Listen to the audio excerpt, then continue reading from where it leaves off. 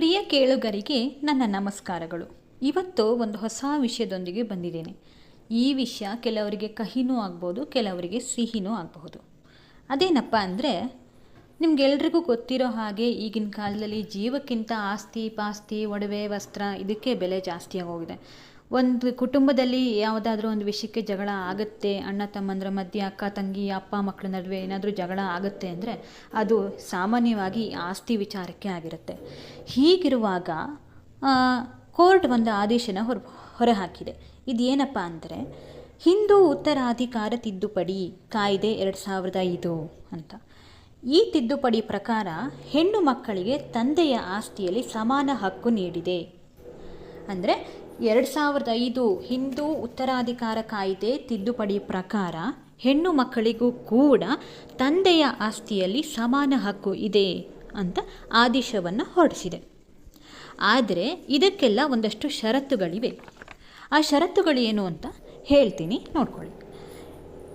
ಮೊದಲು ನಾವು ಈ ಆನ್ಸಿಸ್ಟ್ರಲ್ ಪ್ರಾಪರ್ಟಿ ಅಂದರೆ ಪಿತ್ರಾರ್ಜಿತ ಆಸ್ತಿ ಮತ್ತು ಸ್ವಯಾರ್ಜಿತ ಆಸ್ತಿಯ ಮಧ್ಯೆ ಏನು ವ್ಯತ್ಯಾಸ ಇದೆ ಅಂತ ನೋಡೋಣ. ಆ ಪಿತ್ರಾರ್ಜಿತ ಆಸ್ತಿ ಅಂದರೆ ಅಪ್ಪನ ಆಸ್ತಿ ತಲತಲಾಂತರದಿಂದ ಬಂದಿದ್ದರೆ ಅದು ಪಿತ್ರಾರ್ಜಿತ ಆಸ್ತಿ. ಅಂದರೆ ನಿಮ್ಮ ತಂದೆಗೆ ಅವರ ತಂದೆ ಅಂದರೆ ನಿಮ್ಮ ಅಜ್ಜ ಮುತ್ತಜ್ಜನ ಕಾಲದಿಂದ ಬಂದಿರೋ ಜಮೀನಾಗಿರ್ಬೋದು, ಮನೆ, ಇನ್ನೊಂದು ಮತ್ತೊಂದು, ಅದು ಯಾವುದೇ ಆದ್ರೂ ನಿಮಗೆ ಅದು ಪಿತ್ರಾರ್ಜಿತ ಆಸ್ತಿ ಆಗಿರುತ್ತೆ. ಅದನ್ನು ಆನ್ಸಿಸ್ಟ್ರಲ್ ಪ್ರಾಪರ್ಟಿ ಅಂತ ಹೇಳ್ತಾರೆ. ಸೊ ಇದರಲ್ಲಿ ಏನು ಹೇಳಿದ್ದಾರೆ ಅಂದರೆ, ಪಿತ್ರಾರ್ಜಿತ ಆಸ್ತಿ ಅಪ್ಪನ ಆಸ್ತಿ ತಲತಲಾಂತರದಿಂದ ಬಂದಿದ್ದರೆ ಮಗಳಿಗೆ ಹುಟ್ಟಿನಿಂದಲೇ ಸಮಾನ ಪಾಲು ಸಿಗುತ್ತದೆ. ಅಂದರೆ ನಿಮ್ಮ ತಂದೆಯ ಪಿತ್ರಾರ್ಜಿತ ಆಸ್ತಿಗೆ ನೀವು ಹುಟ್ಟಿಂದಲೇ ಹಕ್ಕುದಾರರಾಗಿರುತ್ತೀರಿ. ಯಾರನ್ನೂ ಕೇಳಬೇಕಾಗಿಲ್ಲ, ಆಟೋಮೆಟಿಕ್ಕಾಗಿ ಗೌರ್ಮೆಂಟಿಂದನೇ ನಿಮಗೆ ಪಾಲಾಗುತ್ತೆ. ಮನೇಲೊಂದು 2 ಗಂಡ್ಮಕ್ಳು 2 ಹೆಣ್ಮಕ್ಳಿದ್ರು ಅಂದರೆ 4 ಪಾಲು ಸಮಾನ ಪಾಲು ಆಗುತ್ತೆ. ಇದು ಯಾರನ್ನೂ ಹೇಳೋದು ಬೇಡ, ಕೇಳೋದು ಬೇಡ. ಎರಡನೇದು ಸ್ವಯಾರ್ಜಿತ ಆಸ್ತಿ. ಸ್ವಯಾರ್ಜಿತ ಆಸ್ತಿ ಅಂದರೆ ಸೆಲ್ಫ್ ಅಕ್ವೈರ್ಡ್ ಪ್ರಾಪರ್ಟಿ. ಅಂದರೆ ನಿಮ್ಮ ತಂದೆ ತಾನೇ ದುಡಿದು ಸ್ವಂತ ಶ್ರಮದಿಂದ ಸಂಪಾದಿಸಿದ ಆಸ್ತಿಯನ್ನು ಸೆಲ್ಫ್ ಅಕ್ವೈರ್ಡ್ ಪ್ರಾಪರ್ಟಿ ಅಂತ ಹೇಳ್ತಾರೆ.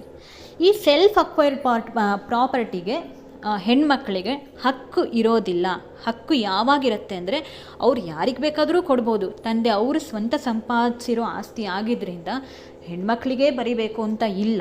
ಯಾರಿಗೆ ಬೇಕಾದರೂ ಅವ್ರ ಸ್ನೇಹಿತರಿಗೆ ಕೊಡ್ಬೋದು, ಯಾರಿಗಾದರೂ ಉಡುಗೊರೆಯಾಗಿ ಕೊಡ್ಬೋದು, ಯಾವುದಾದ್ರೂ ದೇವಸ್ಥಾನಗಳಿಗೆ ಬರಿಬೋದು, ಅಥವಾ ಯಾವುದಾದ್ರೂ ಟ್ರಸ್ಟು, ಅನಾಥಾಶ್ರಮ, ಹೀಗೆ ಯಾರಿಗೆ ಬೇಕಾದರೂ ಕೊಡ್ಬೋದು. ಅಂಥ ಸಂದರ್ಭದಲ್ಲಿ ಹೆಣ್ಣು ಮಕ್ಕಳಿಗೆ ಅದರಲ್ಲಿ ಹಕ್ಕು ಇರೋದಿಲ್ಲ. ಅಪ್ಪ ನೀವು ಯಾಕೆ ಅವ್ರಿಗೆ ಬರ್ಕೊಡ್ರಿ, ಇದರಲ್ಲಿ ನನಗೆ ಪಾಲಿದೆ, ಇವ್ರಿಗೆ ಯಾಕೆ ಕೊಟ್ರಿ, ಹಾಗೆ ನಾವು ಕೇಳೋ ಹಾಗಿಲ್ಲ. ಸ್ವಇಚ್ಛೆಯಿಂದ ನಮ್ಮ ಹೆಸರಿಗೆ ಅವರು ವಿಲ್ ಮಾಡಿದರೆ ನಮಗೆ ಕೊಟ್ಟರೆ ನಾವು ಅದನ್ನು ತಗೊಳ್ಳಬಹುದು. ಪಿತ್ರಾರ್ಜಿತ ಆಸ್ತಿಲಿ ತಂದೆಗೂ ಹಕ್ಕಿರೋದಿಲ್ಲ. ಅವ್ರು ಮಾರಾಟ ಮಾಡಬೇಕು ಅಂದ್ರೂ ಹೆಣ್ಮಕ್ಳು ಸಹಿ ಬೇಕು, ಯಾಕೆಂದರೆ ಅವರ ಅನುಮತಿ ಇಲ್ಲದೆ ಮಾಡೋಕ್ಕಾಗಲ್ಲ, ಯಾಕೆಂದರೆ ಅದು ಪಿತ್ರಾರ್ಜಿತ ಆಸ್ತಿ. ಆದರೆ ಈ ಸೆಲ್ಫ್ ಅಕ್ವೈರ್ಡ್ ಪ್ರಾಪರ್ಟಿ ಸ್ವಯಾರ್ಜಿತ ಆಸ್ತಿಲ ಮಕ್ಕಳ ಅನುಮತಿ ಬೇಡ ತಂದೆಗೆ, ಅವ್ರು ಯಾರಿಗೆ ಬೇಕಾದರೂ ಕೊಡ್ಬೋದು ಅಂತ ಕಾನೂನು ಹೇಳುತ್ತೆ.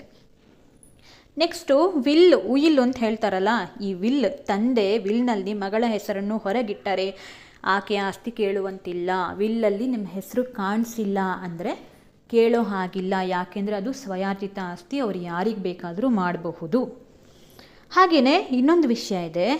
ಇದೆಲ್ಲ ಕಾನೂನು ಯಾವ ಒಂದು ಇಸ್ವಿಗೆ ಅನ್ವಯ ಆಗುತ್ತೆ ಅಂದರೆ ಕೇವಲ 2005 ಮತ್ತು ನಂತರದ ದಿನಗಳಲ್ಲಿ ಹಂಚಿಕೆಯಾಗುವಂತಹ ಆಸ್ತಿಗೆ ಮಾತ್ರ ಅನ್ವಯ ಆಗುತ್ತೆ.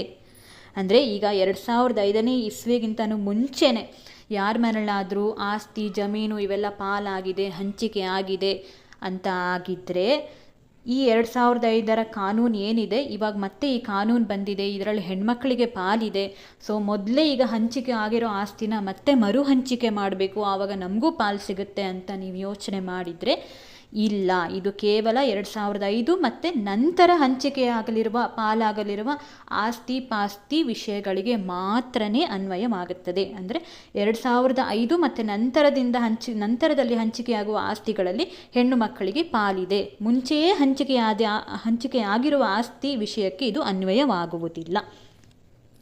ಇನ್ನೊಂದು ವಿಷಯ, ಮದುವೆಯ ನಂತರ ಹೆಣ್ಮಕ್ಳಿಗೆ ಪಾಲಿದೆಯಾ?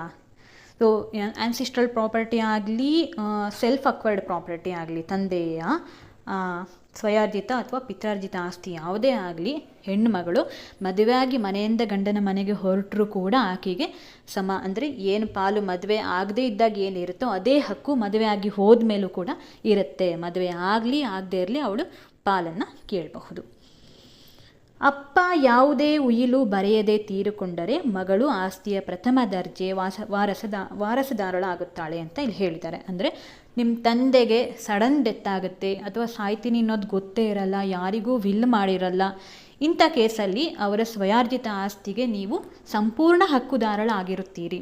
ಅಂದರೆ ಅವ್ರು ಯಾರಿಗೂ ವಿಲ್ ಮಾಡಿಲ್ಲ ಅಂತ ನಿಮಗೆ ಕನ್ಫರ್ಮ್ ಆಗಿದ್ದರೆ ನೀವು ಅದಕ್ಕೆ ಸಂಪೂರ್ಣ ಹಕ್ಕುದಾರಳಾಗಿರುತ್ತೀರಿ ಅಂತ ಇದಿಷ್ಟು ಈ ಕಾನೂನು 2005 ಹಿಂದೂ ಉತ್ತರಾಧಿಕಾರ ತಿದ್ದುಪಡಿ ಕಾಯ್ದೆ 2005 ಹೀಗೆ ಹೇಳುತ್ತೆ. ಸೊ ಏನೇ ಆಗಲಿ ಆಸ್ತಿ ವಿವಾದ ಅಥವಾ ಆಸ್ತಿ ಹಂಚಿಕೆ ಅಂತ ವಿಷಯಗಳು ಬಂದಾಗ ಒಬ್ಬ ಒಳ್ಳೆಯ ವಕೀಲರನ್ನ ಸಲಹೆಯೊಂದಿಗೆ ಮುಂದುವರಿಯಿರಿ ಅಂತ ಹೇಳ್ತಾ ಇನ್ನಷ್ಟು ಹೊಸ ವಿಷಯದೊಂದಿಗೆ ಮತ್ತೆ ಸಿಗುತ್ತೇನೆ. ಧನ್ಯವಾದಗಳು.